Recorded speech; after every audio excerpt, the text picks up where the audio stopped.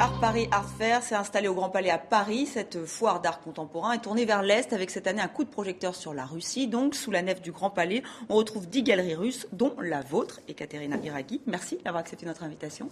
Alors, avec plaisir. Alors, c'est la première fois que la Russie est mise à l'honneur. Il était temps ? Oui, c'est la première fois, je pense, depuis 1906. Donc oui, il était vraiment temps.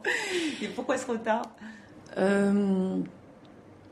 Je pense que c'est la faute peut-être aussi de la politique intérieure culturelle russe qui n'a pas une logique encore très claire avec l'art contemporain.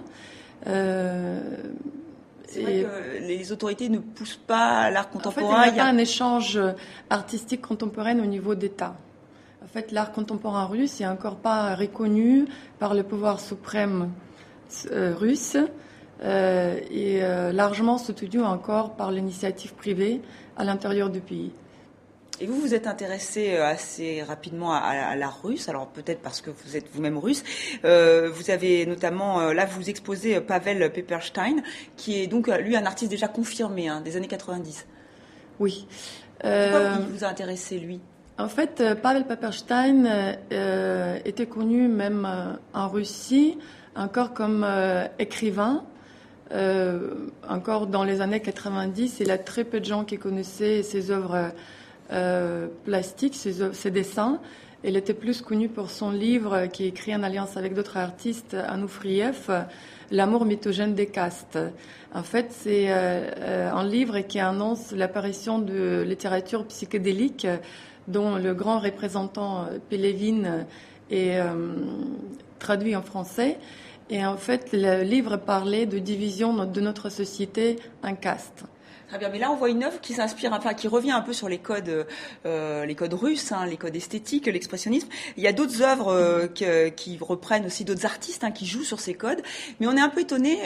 Parce qu'il n'y a pas beaucoup d'œuvres engagées, politiquement même dans cette foire d'art contemporain, est-ce que la nouvelle génération, on va voir quelques œuvres là tout de suite, qui ont donc hommage au Pussy Riot, comme ici avec Louklia. Est-ce que vous diriez que la nouvelle génération est engagée ? Ah oui, tout à fait. Sauf qu'au niveau de galeries, c'est très difficile à défendre les artistes qui appartiennent à l'art du proteste. Mais l'art politique, il est assez présent sur la foire. L'art qui engage les symboles de la politique soviétique ou russe, il en a pas mal. Mais l'art du proteste le plus récent, c'est quelque chose qui est encore peut étudier même à l'intérieur du pays. Et est-ce que vous pouvez facilement les soutenir, les exposer dans vos galeries à Moscou, ou est-ce qu'il y a des problèmes avec les autorités ? Je pense que le problème, c'est qu'il y a très peu de professionnalisme encore dans l'art contemporain russe, et le fait que Pussy Riot a été jugé, c'est dû peut-être aussi au fait qu'il y a peu de spécialistes qui distinguent la politique radicale de l'art du proteste. Et, donc un manque de culture, d'éducation c'est la manque d'éducation dans le domaine d'art contemporain, ça c'est sûr et certain. Et est-ce que justement cet art contemporain intéresse les Russes ? Est-ce qu'ils financent, est-ce qu'ils achètent les œuvres de leurs compatriotes ou pas ?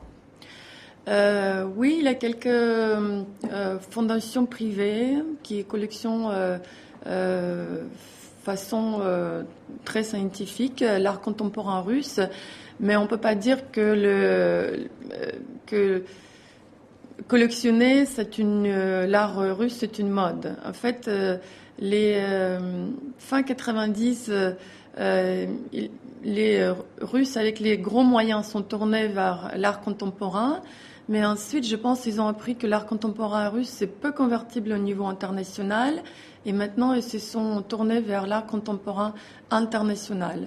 Mais on assiste à la naissance de nouvelles classes créatives, comme on dit, qui s'intéressent plus en plus, qui comptent pas quitter le pays. C'est eux qui sortent dans la rue et qui s'intéressent dans le langage visuel contemporain plus en plus et qui commencent à collectionner.